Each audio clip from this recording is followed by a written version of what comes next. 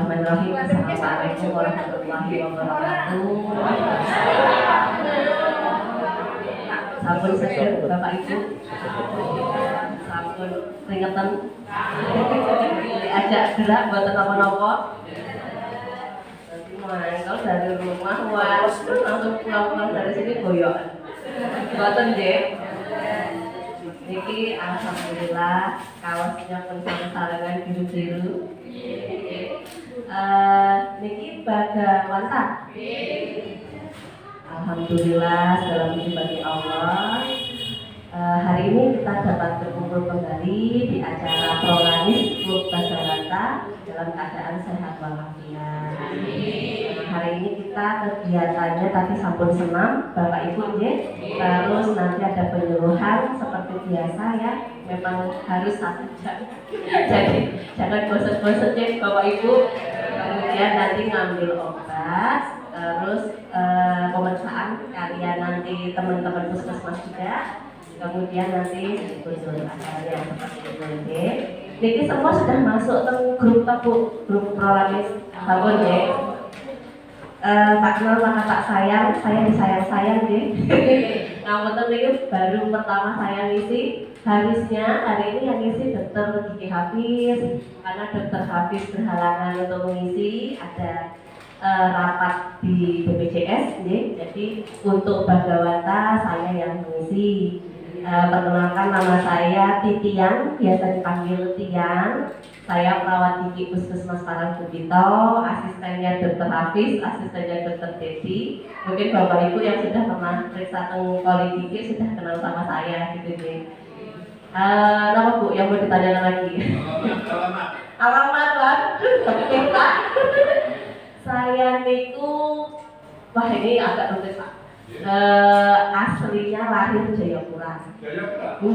Jayapura Papua saya. 92 saya lahir, mungkin sama anak sama putri jenengan. Saya Jogja 2010, Poltekkes Jogja 2010. Kalau dari silsilah keluarga memang tiang Jawi Pak. Jadi Bapak Gunung Kidul, Ibu Trenggalek Jawa Timur. Jadi tidak ada keturunan Jayapura, betul. Ternyata rezekinya orang tua di sana. Jadi saya 3 bersaudara, saya anak pertama, adik-adik saya semua lahiran Jayapura Pak. Jadi Bapak Ibu juga nopo kerja Jayapura semua. Anak-anaknya jadi ya unik sebenarnya Bapak Ibu itu. Begitu mau pensiun anaknya semua dikasih Jawa. Jadi saya anak pertama deh, alhamdulillah rezekinya di Parangkubito. Saya masuk Parangkubito itu 2021 Januari, baru 2021. Kalau asli itu Gedean Sleman, Yogyakarta. Kalau suami saya sudah pindah kata di Bandung. Tetap masih di Jogja Pak. Nah ini ceritanya saya LDM, jadi nggak terlalu ketemu sama pacar saya. Jadi ketemunya cuma seminggu sekali. Kalau hari Sabtu biasanya Pak, Sabtu selesai dari puskesmas jam 1 sudah pulang. Saya naik motor pelan-pelan. Jam 1 sampai sana jam 4 sore, ngepit saya Bapak Ibu. Nanti balik ke sini Senin. Jadi Senin pagi itu kalau saya pakai helm full face yang warna hijau gede itu, nah itu biasanya saya baru pulang dari Jogja itu Pak. Itu saya kalau berangkat jam 4:30 pagi, nanti sampai sini jam 7 kurang 5 pas saya absen karena di sini masuknya jam 7 pagi gitu. Jadi ngapunten saya itu ini bahasanya campur-campur. Sebenarnya ngerti, tapi kalau mau balik ngomong itu rada aneh. Jadi daripada menimbulkan kesalahpahaman itu saya suka nyampur-nyampur. Alhamdulillah saya mendampingi Bapak Ibu semua dari awal terbentuknya Prolanis. Saya Mbak Susi, Dr. Hafiz dulu sama Mbak Nisa. Itu kalau habis kegiatan gini, kalau mengumpulkan SPC itu wah di brandnya kabeh. Bapak Ibu punya pemeriksaan lab yang masih pakai jentik dulu ya, masih ingat ya. Terus sekarang sudah kerja ya. Bapak Ibu ini bagaimana wawancara. Jadi hari ini karena narasumbernya adalah perawat gigi, jadi kita mau bicara tentang kesehatan gigi khususnya untuk Bapak Ibu dengan penyakit diabetes mellitus atau gula. Ternyata gula itu sistemik Bapak Ibu, jadi semuanya itu berpengaruh. Saya memang ada keluarga riwayat diabetes, saya sendiri. Jadi bapak saya itu bukan turunan, jadi bapak saya itu dari pola makan. Ini cerita, karena saya juga mendampingi pasien dengan gula.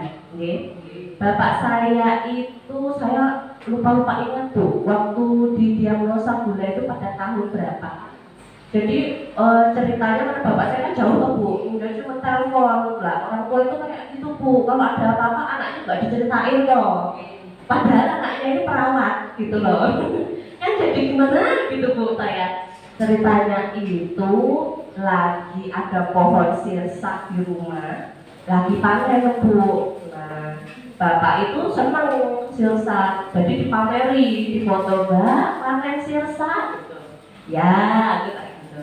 Nah, bapak ini dengan sirsak itu dibikin jus, tapi saya itu pakai gula atau tidak saya kurang tahu. Tapi sehari itu ngejus gelas gede itu loh Bu, yang buat kopi tapi gede, itu sehari bisa 5 gelas. Saking senangnya panen sirsak. Dan nggak apa-apa Bu, wah biasa, seneng, wah enak lagi, sempet asam pripun gitu Mbak. Nah, itu berlangsung selama 5 hari, seperti itu polanya ya.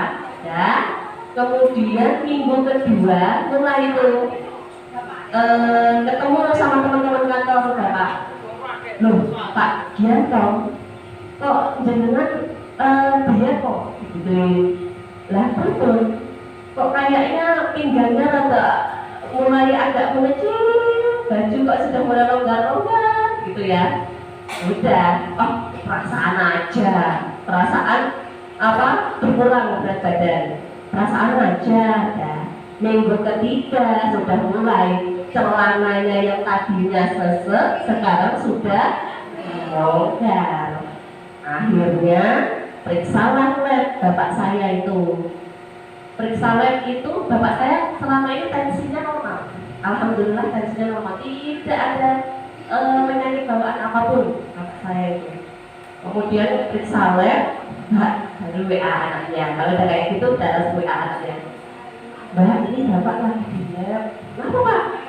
Periksa darah diambil ke DM.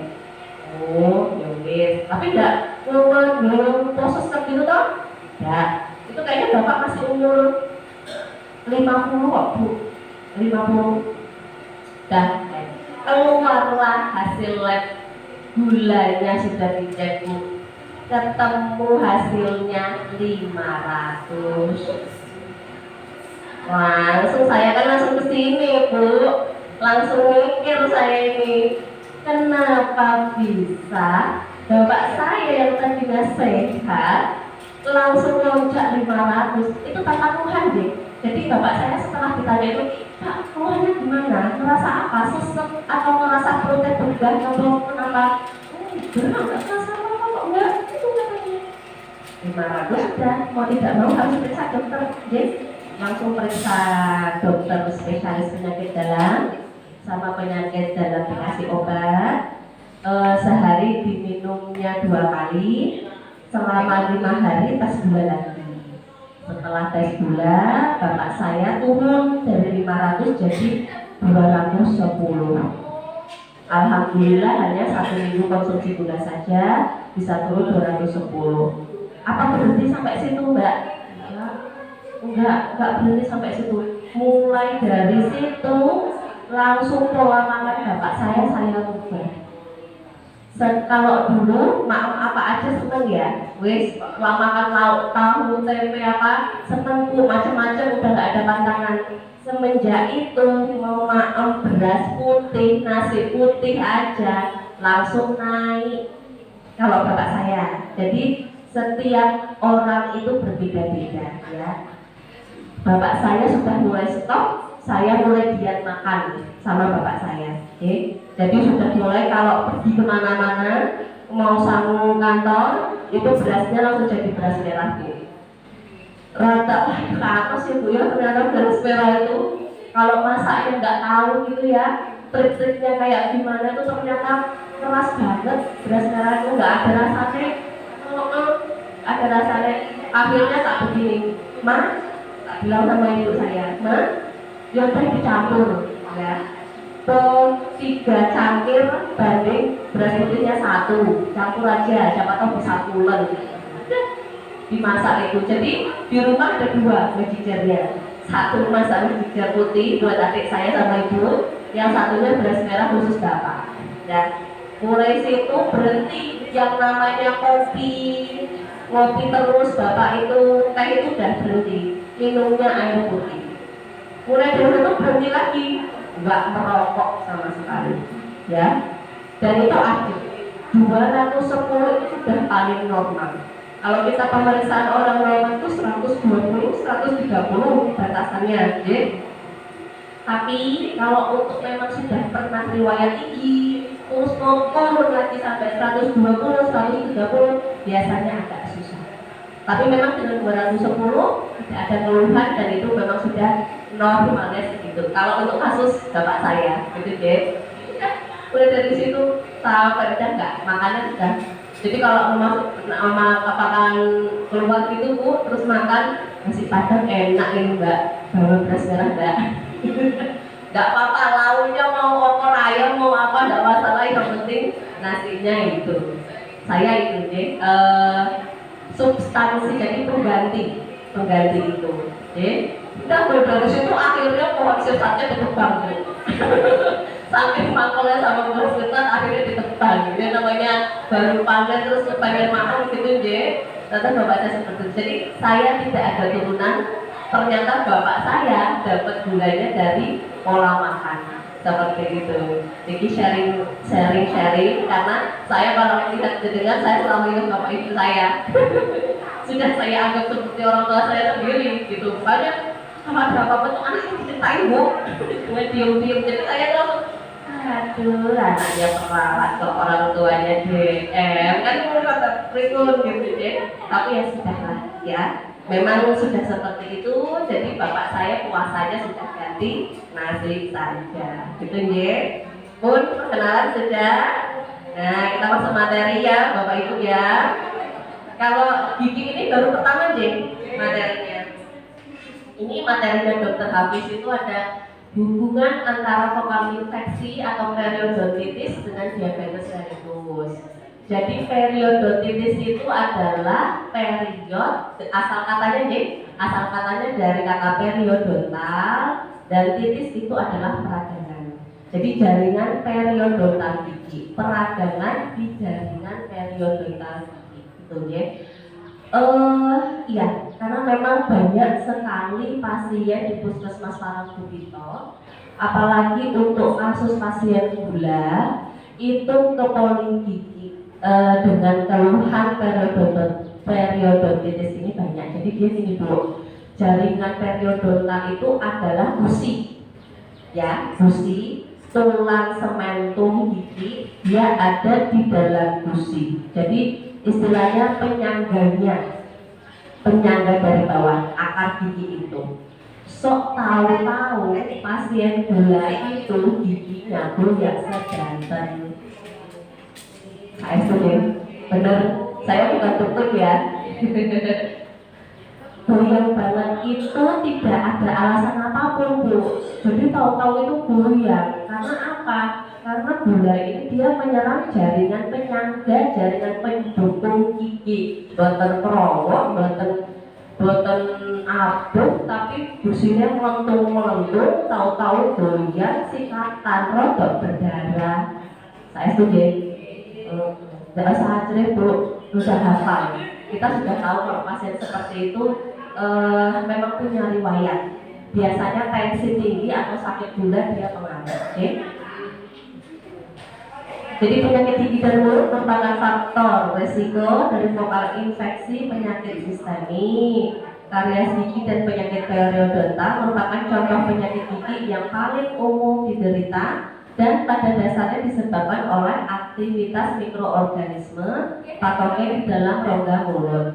Sekumpulan mikroorganisme tersebut membentuk komunitas yang kompleks dan berkembang dalam suatu matriks intraseluler yang dikenal dengan plak gigi. Plak gigi itu seperti sisa makanan tapi tidak dibersihkan secara bersih, akhirnya keplak di gigi, sudah berlangsung dalam waktu yang lama, akhirnya bisa jadi karang gigi juga. Itu karena kalau misalnya di pasien gula dia lebih manis. Manis itu disukai sama kuman. Kuman itu kalau nempelnya di gigi, giginya jadi berlubang. Biasanya seperti itu ya. Semua masalah kesehatan gigi dan mulut dapat mempengaruhi kesehatan umum tergantung pada tingkat keseriusan masalahnya, durasi dan banyaknya gigi yang bermasalah. Penyakit gigi tidak dapat diremehkan karena mempengaruhi seluruh tubuh. Lawang yang sakit giginya, lehernya ceneng-ceneng bener dah. Yang sakit giginya kepalanya nyut-nyutan, padahal sakit gigi nggak dijenguk. Yang jenguk, aku tak tahu Bu, nanti mau ngapain Bu? Emang sakit apa? Sakit gigi. Nggak ada deh, mau yang dijenguk itu sakit gigi makanya deh. Oh, sudah, wah lorong nyut, apa-apa, senggol dikit bacok. Senggol dikit bacok. Bu, ditanya sama bapak lihat ini mana Bu, posisinya di mana? Lagi sakit gigi, ditahan. Pasien gigi itu seneng ngampet sakit Bu. Kalau saya nanya, sudah sakit berapa lama Bu? Sudah sakit berapa lama Pak? Sudah lebih dari sebulan. Kok itu dengan betah? Aku mau ajri. Biasanya gitu. Takut kalau suatu waktu dicabut. Iya, takut kalau suatu waktu dicabut. Tapi ya sebenarnya kalau mau periksa gigi nggak usah harus nunggu sakit ya. Ketemu saya aja mau tak periksain nggak apa-apa Bu. Insya Allah gratis, nggak bayar kalau cuma untuk periksa saja. Daripada jenengan sudah pas lagi sakit-sakitnya, malah saya nggak bisa nolong ya, malah hari ini harus dicabut gitu. Penyakit gigi bukan penyakit ringan pada gusi dan gigi, melainkan penyakit tubuh yang terjadinya di mulut. Jika dibiarkan dapat berkontribusi terhadap penyakit lain yang lebih berbahaya sehingga mempengaruhi kualitas hidup dan memperpendek usia harapan hidup. Contohnya apa ya Kak Dian?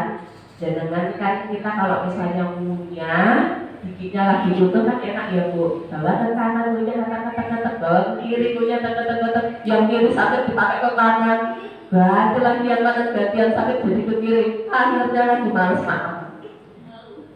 Wah, tak angkat wae sakit gigi kok ya kanan kiri, kok ya Bu.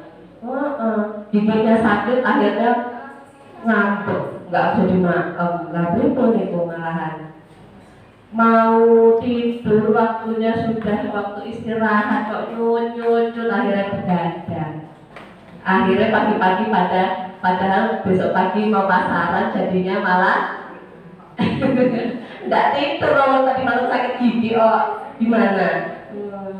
Itu ya sepele sebenarnya ya. Kalau sakit gigi itu sepele, tapi bisa buat bubrah semua kegiatan. Atau Bu? Oke, kita masuk ke periodontitis tadi ya. Karena judulnya tadi periodontitis adalah suatu penyakit inflasi. Inflasi itu pembengkakan atau infeksi pada jaringan penyokong gigi yang disebabkan oleh mikroorganisme spesifik, mengakibatkan kerusakan progresif pada ligamen periodontal dan tulang alveolar dengan pembentukan pocket resesi atau keduanya. Ya, ini maksudnya tadi radang di jaringan pendukung tadi itu yang bikin giginya goyang, gusinya melotot, akhirnya giginya goyang. Padahal tidak ada keluhan gigi berlubang dan lain sebagainya. Bu, nanti kalau mau nanya langsung nanya aja ya. Nanti kalau saya bisa jawab, saya jawab. Kalau nggak bisa jawab, nanti kita tanya Pak Dokter dulu ya. Kemudian, kalau diabetes mellitus saya sudah hafal itu ya. Diabetes mellitus merupakan suatu kelompok penyakit metabolik dengan karakter hiperglikemia yang terjadi karena kelainan sekresi insulin, kerja insulin atau kedua-duanya. Jadi ternyata waktu bapak saya makan buah sirsat sebanyak-banyak itu, ternyata ginjalnya itu memproses insulinnya sudah terhambat. Saking banyaknya yang harus dikerjakan, akhirnya insulinnya tidak bisa bekerja dengan baik. Akhirnya jadi kelebihan gula seperti itu. Jadi memang sesuatu yang berlebihan itu tidak baik ya Bu ya. Boleh, tapi jangan banyak-banyak, sewajarnya saja. Nah, bapak saya itu sehari 5 gelas disirkan loh. Nah, kalau ngomong sama saya ya tak seneni Bu. Enggak ngomong kok. Enggak jadi tak seneni, tapi jadi gula itu tadi. Oke, ini contoh Bu. Contoh gusinya meletung-meletung deh, yang bawah itu. Ini contoh gusi untuk penyakit gula. Jadi contoh beberapa kasus pasien, dia itu gusinya sudah meletung-meletung ya. Yang atas merah itu kelihatan? Nah, itu gusinya seperti itu. Itu Bu, kalau misalnya tidak ada pencegahan atau perawatan, bisa-bisa giginya goyang, diambil terus diopong nanti jadinya ya. Jadi kalau misalnya kita bisa selamatkan, kita selamatkan saja. Jadi nggak mesti, kan nggak ada lubangnya itu sama sekali ya. Itu nggak ada lubangnya, tapi gusinya sudah meletung-meletung. Ada yang nanti ya, kalau mau curhat sama saya boleh lah, kadang sok isin. Boleh. Ini pasien tidak terkontrol gulanya. Nah, ada gingival inflammation. Jadi ada peradangan di gusi itu yang di tanda panah nih Bu. Nah, kalau yang gambar pertama yang paling atas itu kelihatan dong Bu. Nah itu gusinya itu merah-merah itu karena sudah ya inflamasi, sudah terkena bengkak itu tadi, sudah infeksi. Jadi bakterinya itu masuk ke pori-pori gusi itu Bu. Nah itu nanti semakin lama semakin besar, akhirnya giginya goyang sendiri. Kemudian kalau yang gambar yang bawah, nah bawah itu ada gigi yang sudah kelihatan akarnya. Nah ada kelihatan akarnya nggak Bu? Yang ini. Nah ini udah kelihatan akarnya ini. Nah ini kelihatan akarnya. Nanti bisa montot benar Bu, bisa montot. Karena ini sudah bengkak. Atasnya sudah bengkak, jadi gulanya nyerap di sini. Ini akhirnya nanti goyang sendiri, motor dia turun. Ini sudah kelihatan nih akar giginya, ya. Kalau misalnya jenengan punya kasus nanti ngaca sendirilah. Kalau sudah punya kasus kayak gitu, nggak usah nunggu goyang, ya, nggak usah nunggu goyang. Biasanya kita coba dengan antibiotik dulu, antibiotik atau kita kasih vitamin dulu biar buat ngecek ya, buat memperkuat untuk jaringan periodoner. Kemudian kalau kita konsumsi susu untuk kalsium itu sangat banget aja. Terus susunya ternyata ada gulanya. Jadinya gimana itu?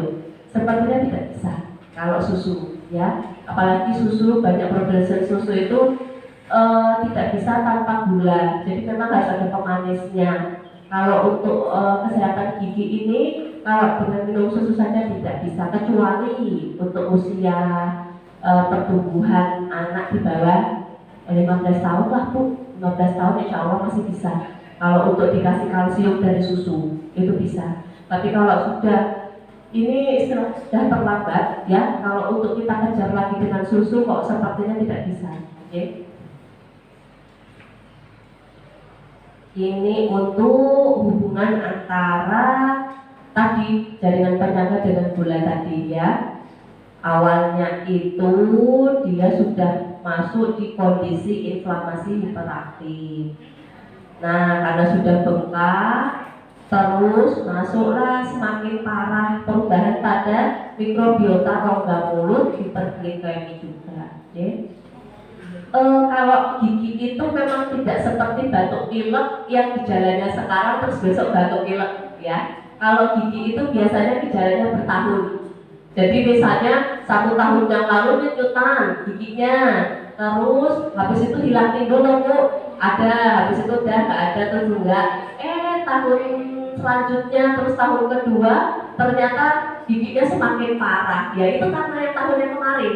karena keluhan yang kemarin. Jadi kalau sakit gigi itu perjalanannya panjang Bu, nggak kayak batuk pilek 3 hari begus terus besoknya langsung batuk, besoknya langsung pilek gitu. Kalau gigi enggak, dia nyut, nah itu sudah tanda-tanda Bu, itu sudah tanda-tanda dia berwaktu aja, tinggal nunggu kapan nanti pas meledaknya. Biasanya 1 tahun 2 tahunan baru parahnya. Kalau gigi seperti itu, ini glikolisis non enzimatik. Apa ini? Pada diabetes merujuk pada glikasi, yaitu proses non enzimatik di mana gula atau glukosa secara spontan berikatan dengan protein. Pada kondisi diabetes yang ditandai dengan hiperglikemi atau gulanya tinggi, glukosa berlebih dapat terikat secara permanen pada protein seperti hemoglobin, sel darah merah, albumin, dan protein jaringan lainnya tanpa melibatkan enzim. Glikasi ini dapat mengubah fungsi protein dan menyebabkan pembentukan produk akhir glikasi yang berkontribusi pada komplikasi diabetes jangka panjang seperti kerusakan pembuluh darah. Ya Bu, yang diserang dia lewat pembuluh darah. Jadi glukosa ini mengalir lewat pembuluh darah. Belalah dia berhentinya di gigi, ya. Jadi pembuluh darah di gigi adanya di mana? Di gusi.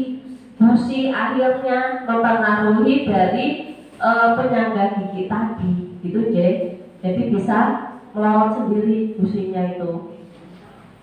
Kemudian mekanisme glikasi non enzimatik pada diabetes. Biasanya apa ini Bu? Pembentukan produk awal, glikosa berikatan. Oh ini prosesnya Bu. Produk awal ini secara perlahan berubah menjadi produk akhir, glikasi lanjut yang tidak dapat dibalik. Dampak pada protein, glikasi dapat mengubah fungsi protein seperti mempengaruhi aktivitas enzim atau mengubah struktur protein yang dapat berkontribusi pada diskusi jaringan. Oh, saya ingat Bu, jadi bapak saya kalau pas gula darahnya tinggi itu ada tanda-tandanya ternyata. Jadi yang bisa merasakan itu kan hanya pasien sendiri. Tak tanya sama bapak saya, Pak, kalau misalnya pas lagi tinggi itu jenengan ngerasain apa toh? Nah, ternyata itu air ludahnya bapak saya itu rotok lengket gitu. Kalau sudah lengket itu toh enggak, bapak itu mesti langsung tes gula darahnya berapa, itu pasti langsung tinggi. Yang namanya dari makan kan kita juga nggak bisa jaga selalu beras merah terus atau gimana. Ternyata waktu itu kemarin habis makan ini Mbak, rasanya langsung kelet air ludahnya gitu. Jadi air ludahnya atau salivanya bapak itu lengket itu langsung bapak itu ngecek sendiri. Jadi saya itu di rumah ada alat untuk ngecek gula ini. Jadi rutinitas bapak saya itu kalau pagi ngecekin bangun tidur, nggak ngapa-ngapa Bu, bangun tidur, habis itu minum air putih dulu, habis minum air putih, habis sholat subuh itu ngecekin gula.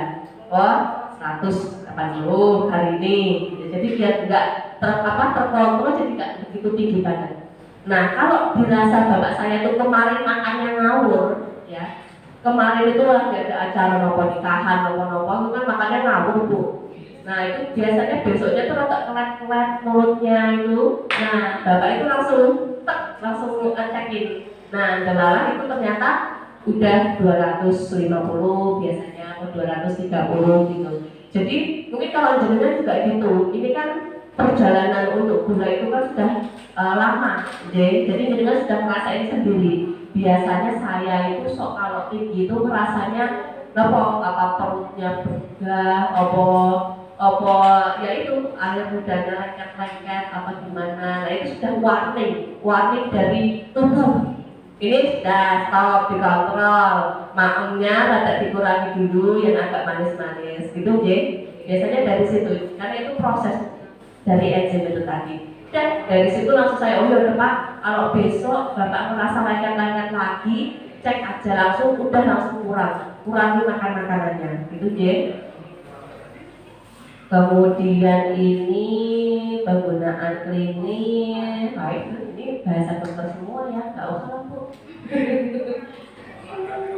Terus, bagaimana masalah mulut mempengaruhi gula darah? Yang pertama karies itu gigi berlubang Bu, karies dan penyakit gusi. Bakteri di mulut memetabolisme gula menjadi asam yang dapat merusak gigi. Penyakit gusi yang parah yaitu periodontitis dapat memicu peradangan sistemik yang memperburuk kontrol glikemik. Yang kedua, kebersihan mulut yang buruk.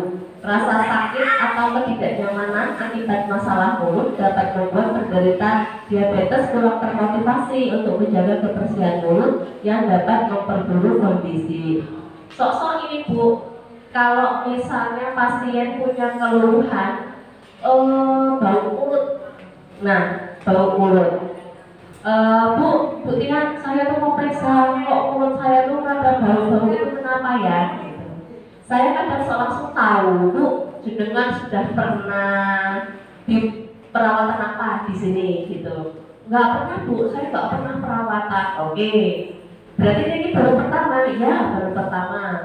Terus jenengan ada yang berubah giginya, ada Bu. Jadi dari lubang gigi bisa menyebabkan bau mulut. Kemudian yang kedua, gigi berlubangnya apa sudah dirawat Bu? Belum ya Bu, saya tuh ajri, nggak dirawat. Oke, ada infeksi.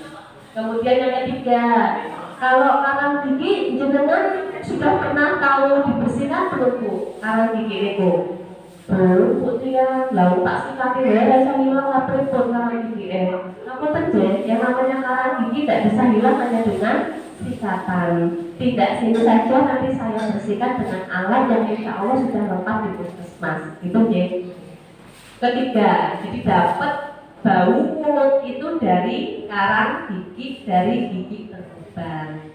Karena pasien itu merasa ini itu tidak penting-penting banget, alah, sakit gigi cuma nyutan sebentar, alah cuma karang gigi cuma bau mulut sebentar, gitu ya. Padahal itu sudah membuat rasa tidak nyaman, nggak enak toh Bu kalau kayak gitu. Nah itu bisa dari gula juga sakit dari situ, ya. Nah ini ada rekomendasi atau saran dari kami untuk memperhatikan kebersihan mulut. Penderita diabetes perlu menjaga kebersihan mulut dengan rajin menyikat gigi dan menggunakan dengan gigi untuk mengurangi jumlah bakteri. Untuk sikat gigi ya, saya rekomendasikan sebelum tidur juga, jangan lupa, gitu ya. Ya biasanya anak-anak kalau saya ngomongin ini ibu-ibu atau kayak jadi kalau pagi ya anak-anak kan gampang ya Bu ya, ayo kamu dan ibu-ibu dulu ya sebelum malam sebelum tidur Bu, saya itu malah lebih penting ketimbang pagi kalau menurut saya. Karena kenapa? Malam itu kita tidur ya, sudah tidak ada proses mengunyah, sudah tidak ada proses makanan yang masuk. Tetapi bakteri di dalam mulut itu juga ada. Bakterinya tidak tidur, mau malam apa subuh tetap ada. Dia juga butuh makan ya. Jadi kenapa kalau malam itu harus bersih-bersih ya? Karena bakteri itu dia makannya adalah makan yang baik-baik saja biar tidak merusak gigi jenengan gitu ya. Lah jenengan tanpa sadar tidur tapi habis maaf apa disimpan plak-plaknya malah jadi berat badannya nambah karena kalau giginya banyak. Enggak deh, saya tuh kalau waktu untuk sikat gigi saya sarankan pagi sama sebelum tidur. Kemudian kunjungi dokter gigi secara rutin. Pemeriksaan gigi secara rutin penting untuk mendeteksi dan mengatasi masalah mulut sejak dini. Kenapa bisa ada slogan kalau dokter gigi setahun sekali atau dokter gigi 6 bulan sekali? Karena itu tidak ada keluhan, tidak masalah Bapak Ibu. Jenengan hanya untuk pemeriksaan gigi saja malah lebih baik. Kami ada data-datanya jenengan, apalagi jenengan semua itu adalah pasien dengan pengawasan, ya, pasien dengan pengawasan. Jadi rutin 6 bulan sekali atau rutin setahun sekali periksakan ke kita, nanti kita kasih tahu saja perawatan jenengan itu yang harusnya adalah bersihkan gigi. Bu ini ada yang enggak, dicabut aja, nanti dibuka cabut. Terus misalnya ada yang berubah, Bu ini nanti dibersihkan, lanjutkan dengan penambahan gigi, gitu ya. Kemudian kontrol diabetes secara optimal. Mengontrol kadar gula darah adalah kunci untuk mencegah dan mengelola komplikasi mulut. Kalau kontrol diabetes dengan semua dari obat ya. Ada obat, juga ada pola makan, gitu ya. Kemudian penderita diabetes perlu diedukasi tentang hubungan antara kesehatan mulut dan diabetes untuk mendorong perilaku hidup sehat. Seperti senam, awal-awal kita senam dulu, ya. Kemudian nanti kalau misalnya semua itu kalau masalah diabetes memang ada pengaruhnya semua Bu. Mulai dari atas rambut sering rontok bisa, mulai dari mata rontok kabur-kabur sakit, kemudian giginya juga tahu-tahu mondot, tahu-tahu goyang sendiri dari gula juga itu bisa, rontok masuk ke bawah ke tangan, rontok senut-senut, sendinya juga nyut-nyutan, sakit, gitu. Makanya disuruh gerak itu tadi ya. Nanti dengan perawatan pada jaringan periodontitis itu diharapkan dapat menurunkan level glikemik, meningkatkan glikemik kontrol, dan menurunkan jumlah medikasi yang dibutuhkan untuk menurunkan level titrasi glukosa darah pada hipoglikemia. Oke, ternyata slide-nya sudah selesai. Sekarang hanya jawab aja ya Bu ya. Kalau untuk pasien gula yang biasanya saya tekankan itu untuk tindakan-tindakan seperti kita mulai dulu dari cabut gigi ya Bu ya.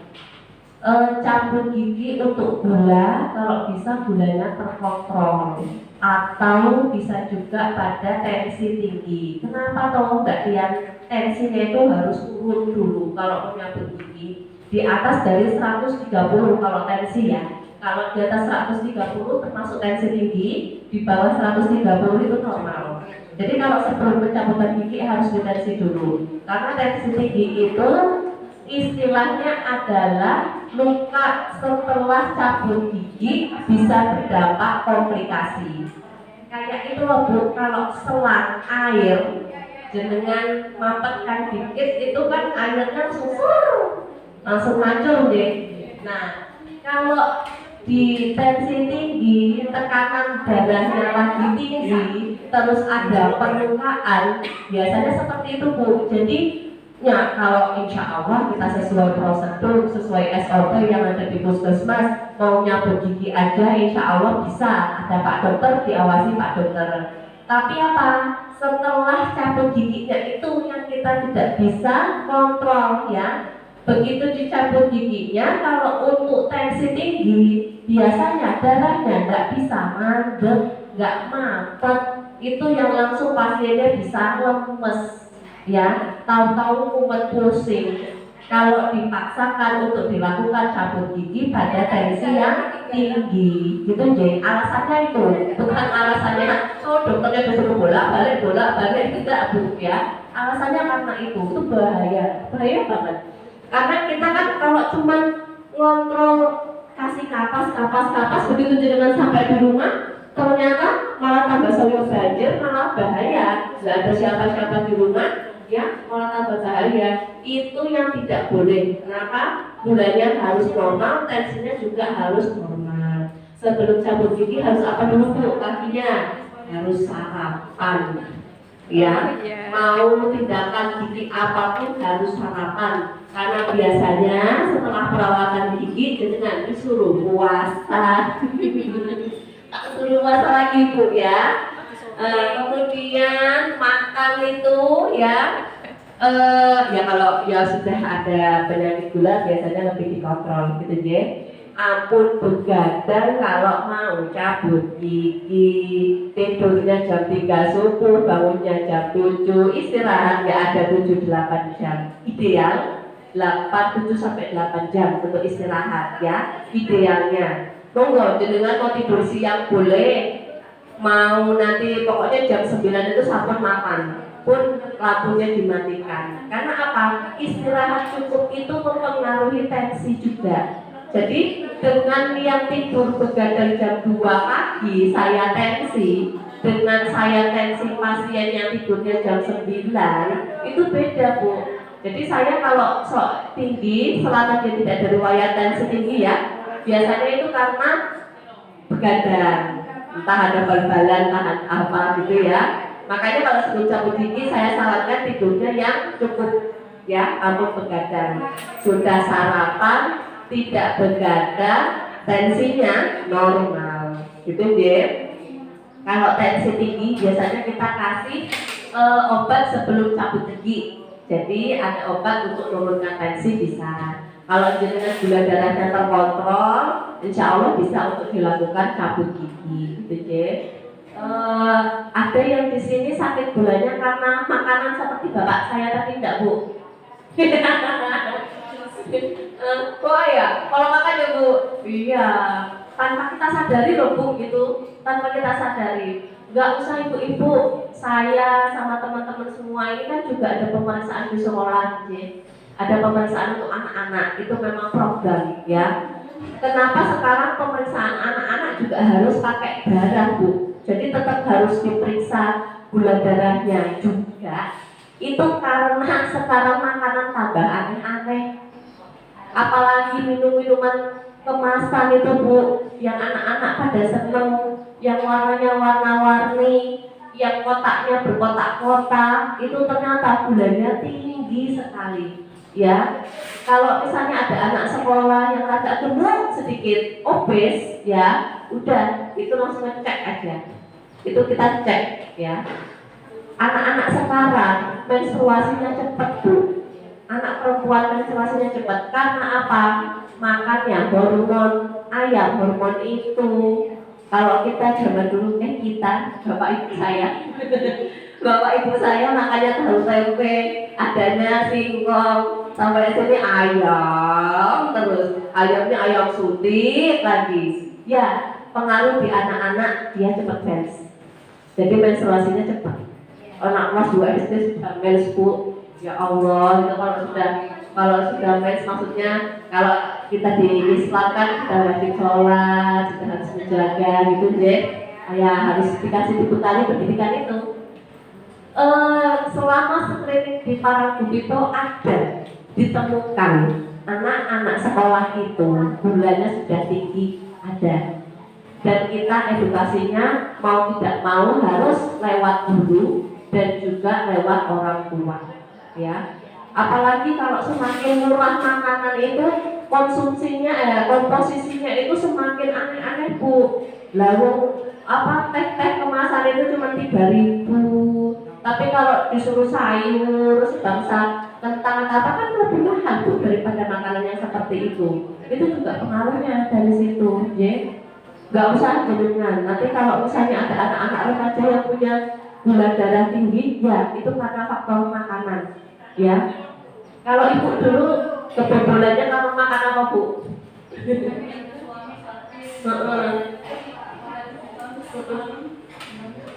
Nah, oh dari kafein, kopi susu pakai gula. Oh, yang 3-in-1 itu yang sudah ini ya, itu tetap Bu, tetap ada kafein.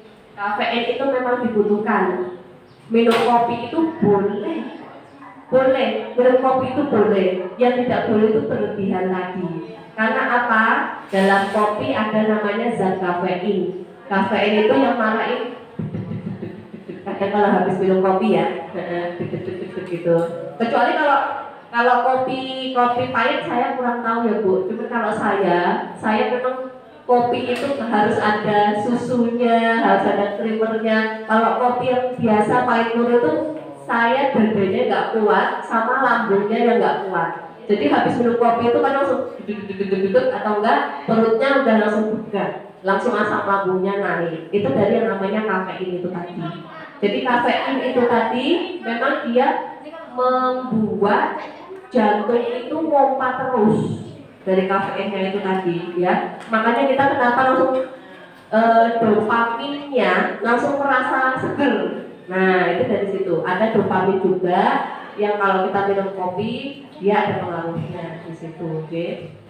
Kalau yang lain itu banyak keturunan ya dari orang tua. Dari siapa Bu? Atau memang pada dasarnya sudah tinggi? Pada dasarnya sudah tinggi ya. Kalau yang paling tinggi di sini gulanya berapa, Bapak Ibu? Ada udah nggak ada kayaknya ya, yang 500 ya. 500 ke atas sudah nggak ada deh. Paling sekitaran 250, 300 apa di bawah itu ya. Nanti kalau misalnya kita itu biasanya setahun sekali, ya setahun sekali atau di bulan Juli atau di bulan apa, selain pemeriksaan yang satu kali di tangan ini ya Bu ya, itu ada namanya HbA1c. Itu pemeriksaannya lengkap. Pemeriksaan lengkap untuk evaluasi. Jadi pengobatan yang sudah jenengan lakukan selama ini dievaluasi lagi apakah dosisnya itu sudah benar. Apakah yang sakit gula itu juga harus minum obat selamanya toh Bu? Sepertinya tidak ya. Tapi dosisnya dikurangi. Semisal jenengan minum obat dosisnya yang 10 mili, gula darahnya sudah terkontrol, mungkin nanti kita bisa turunkan jadi 5 mili. Seperti itu. Jadi kita mainnya di dosis ya, mainnya di dosis. Tidak setiap ya memang minum obat, ya memang seumur hidup, tapi dosisnya kan dipantau ya. Setiap bulan itu kan beda. Sakit gulanya berapa, bulan Februari berapa, masuk ke Juni berapa, masuk ke September berapa, obatnya tidak sama. Karena kita mainnya di dosis gitu. Sama gula apa tensi itu juga. Kalau tensinya sudah dirasa agak turun dari amlodipin 10 kita turunkan 5. Ya tetap minum obat tetap. Nanti habis 5, kalau memang sudah dirasa normal bisa kita tidak pakai lagi obat itu. Gitu ya. Jadi ampun bosan, ampun memang seperti itu pengobatannya karena kita mainnya di dosis. Ya, di dosis. Nanti jangan coba ngecekin lagi. Ada yang pakai ini Bu, apa insulin yang suntik? Ada deh. Tetap dikasih dong Bu. Nah, tetap dikasih. Nanti memang kalau itu per jam ya Bu ya. Sehari berapa? 2 kali ya. Pagi sore. Ya. Iya. Jadi kan berapa dosisnya Bu? 12? Ya. Ya. Ya. Jadi kan selama pakai insulin ada apa Bu? Pesan-pesannya. Kalau dulu nggak pakai rasanya gimana? Terus sekarang kalau pakai rasanya gimana Bu? Kerasa atau Bu bedanya? Bedanya rasanya.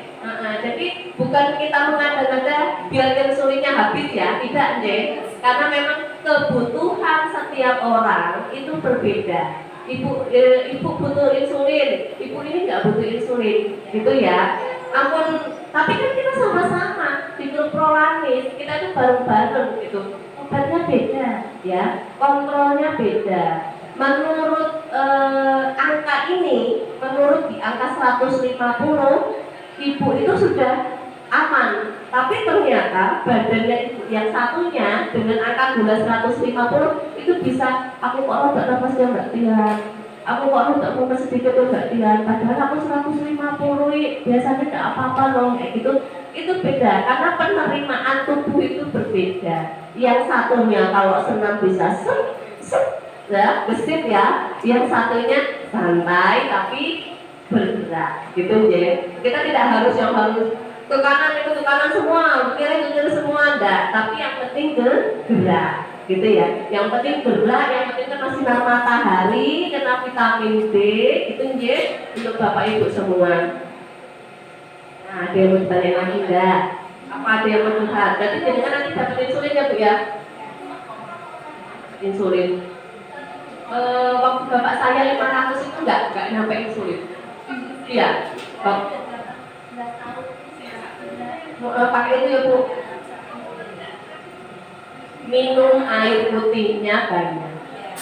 Ya, minum air putih tetap banyak. Karena apa?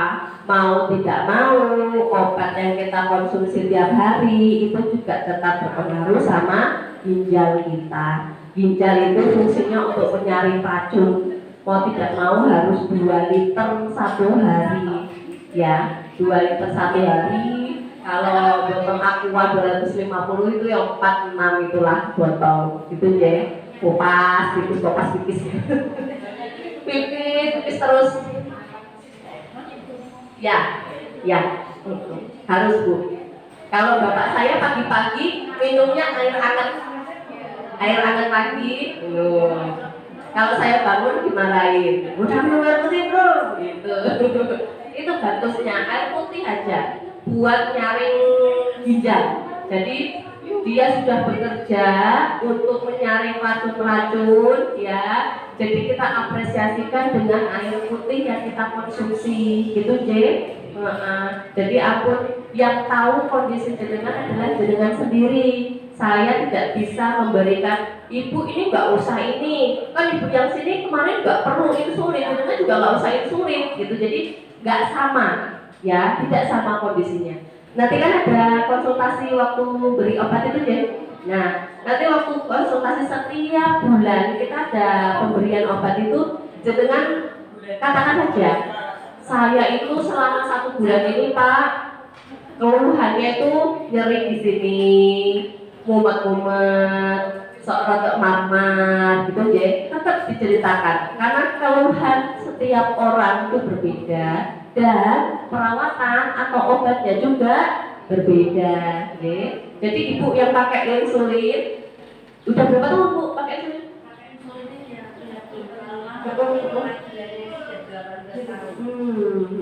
Tapi baru mulai perawatan insulinnya ini ya Bu ya? 2 tahun. Jadi apa-apa Bu, yang penting air putihnya banyak. Air putihnya banyak, jenengan juga gerak. Gerak dalam artian nggak usah harus lompat-lompat Bu. Gerak itu jalan di depan rumah, raketan 10 menit. Iya benar, tetap harus gerak ya. Gerak jalan, cuma muterin rumah, halaman rumah kita sudah cukup kok Bu. Yang penting udah ada keringat, kita sudah dapat sinar matahari, itu cukup ya. Jadi tetap harus gerak, tetap harus ada minumnya juga ya, minum air putih juga. Kalau buah jenengan takut nggak kalau makan buah gitu? Enggak ya? Agak apa Bu? Sedikit. Karena biasanya ada pengalaman nggak? Biasanya kan kalau takut itu karena dulu saya itu makan pepaya Bu, pepayanya kematungan, tadinya lebih banget, berarti gulanya mudah. Kalau jenengan ada apa? Enggak. Rasanya gimana Bu? Deg-degan apa? Badannya kalau kesel-kesel langsung capek.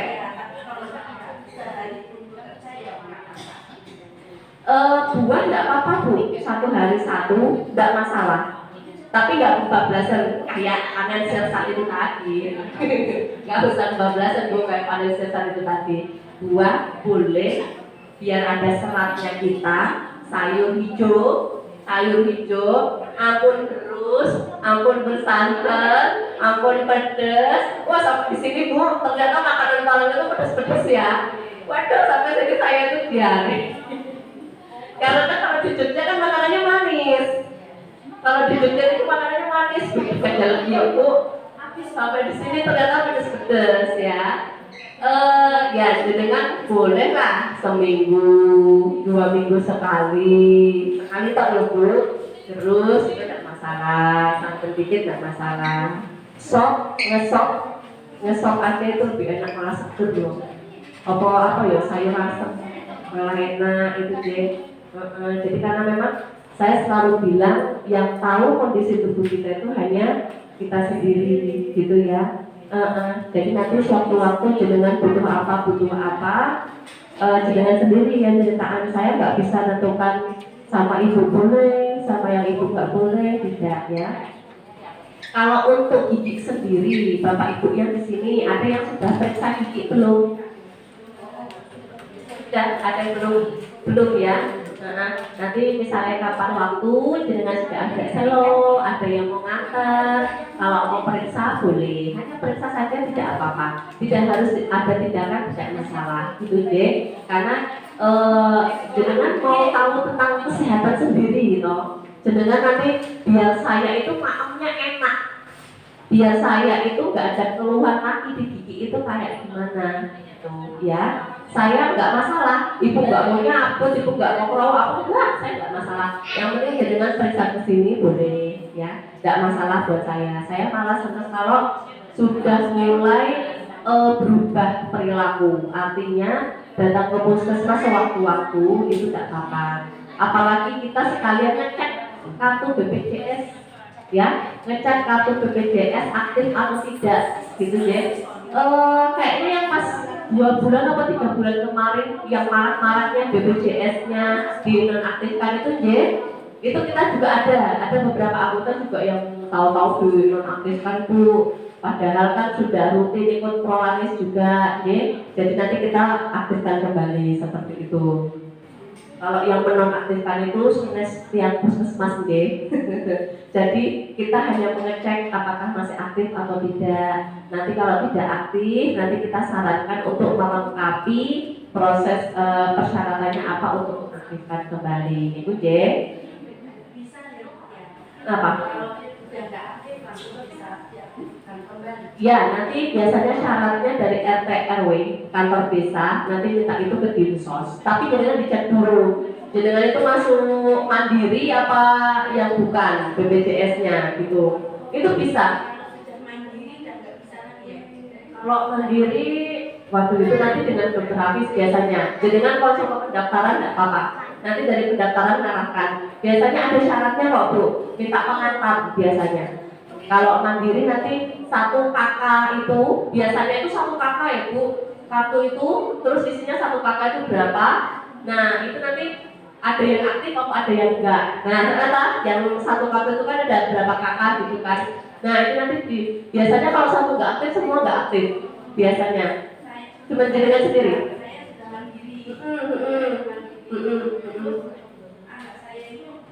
Enggak.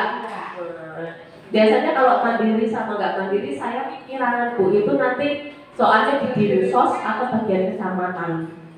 Ya, nanti konsulnya ke situ. Tapi lewat RT RW dulu kalau mau nyari informasi boleh. Nanti biasanya didata terus sarang-sarang barengan kalau mau itunya.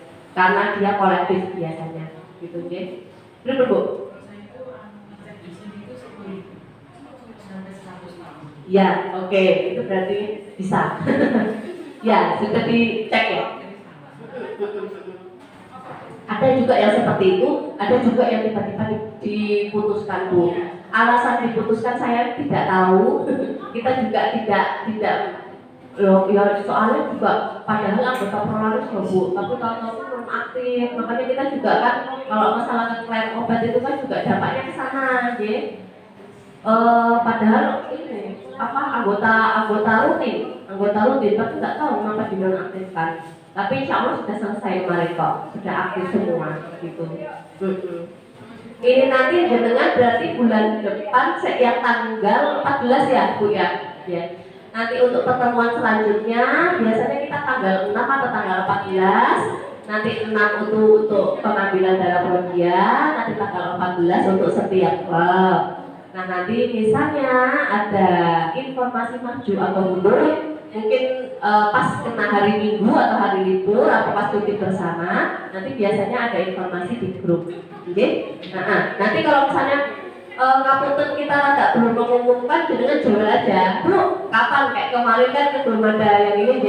Nah, jadinya jual aja, Bu, ini kapan untuk Bhagawanta, biasanya seperti itu, J. Ini absennya sudah semua? Takut, J. Betul.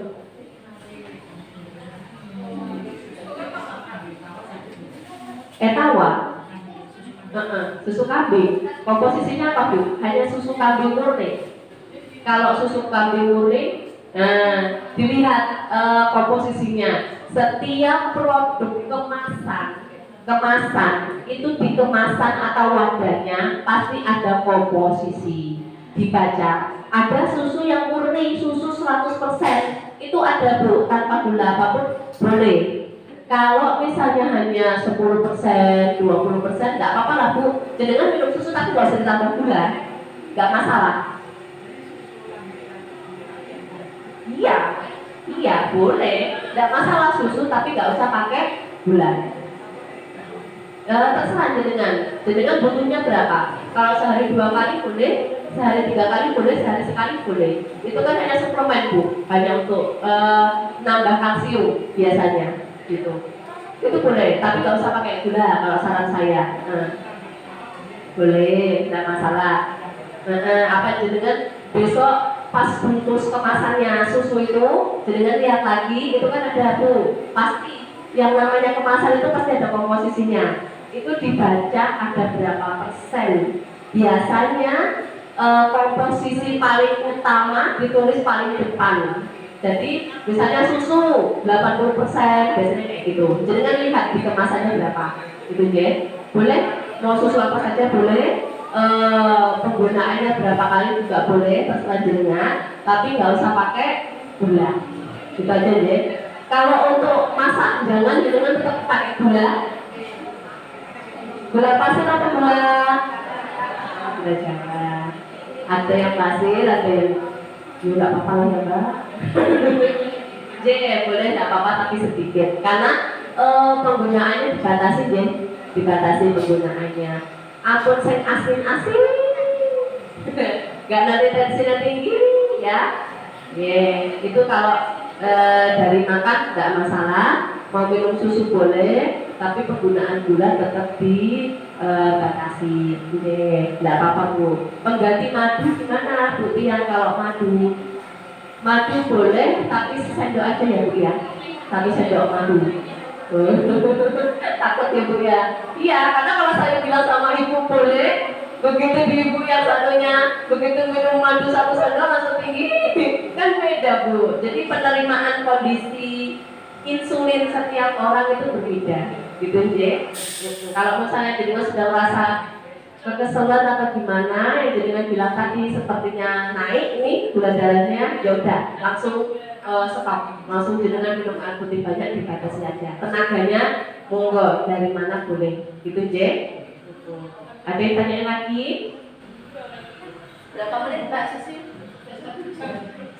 Sudah? Nah, nanti kalau misalnya Ibu ada pertanyaan, ngapunten nanti lewat grup aja ya Bu ya.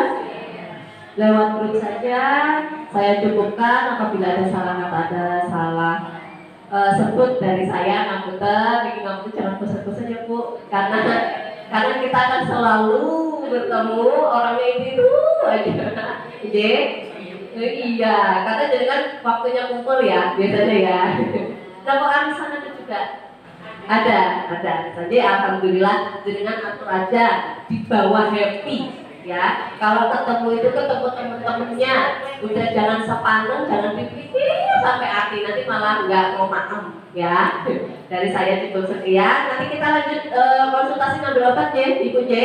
Ya, assalamualaikum warahmatullahi wabarakatuh.